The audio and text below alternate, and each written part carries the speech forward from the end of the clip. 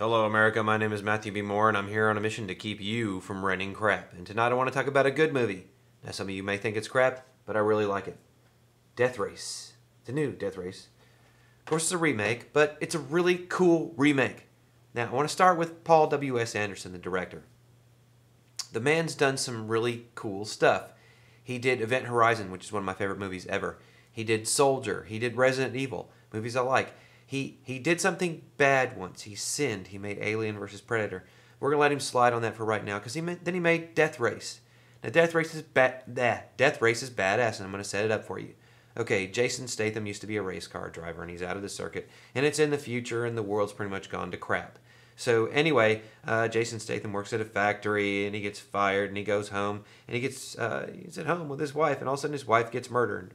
And he gets framed for his wife's murder, and he goes to prison. And while he's in prison, he is propositioned to take the place of a man named Frankenstein.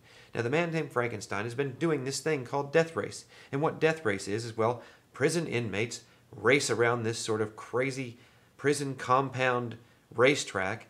And it's the most popular show in the world. Everybody loves it. It's violent as hell. They've got these armored cars that get massive engines and machine guns with like 50 cals kicking ass all over the place, and rocket launchers and landmines and chains and things that blow your tires out, and they race around and just destroy the hell out of everything. Anyway, Jason Statham gets pulled into this because, of course, he used to be a race car driver, and they framed him and brought him in there because they want him to replace this famous Frankenstein guy.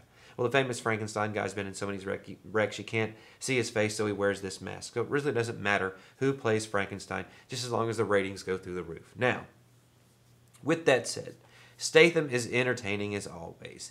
There's a lot of characters in this movie that are, just like a lot of Paul W.S. Anderson characters. They're just entertaining. They're kind of dorky, but they really kind of just, give you an interesting ride.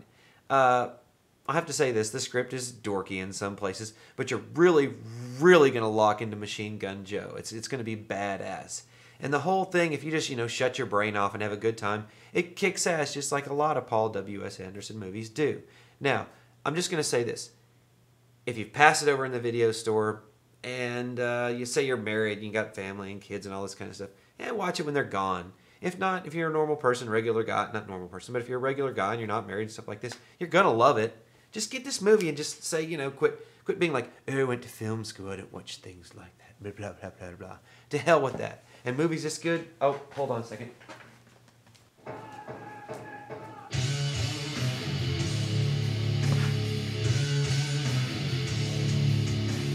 Movies like this get the dime bag salute.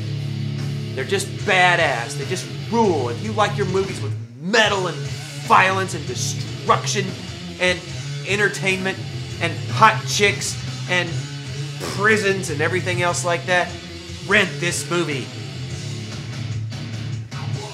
And if you think you're too smart for it or whatever, and you think I'm a caveman just talking about it, I'm telling you, it's a fun ride. Watch it on cable, rent it, Netflix it, whatever. Pick it up for $5 over to Ed McKay, but rock it out.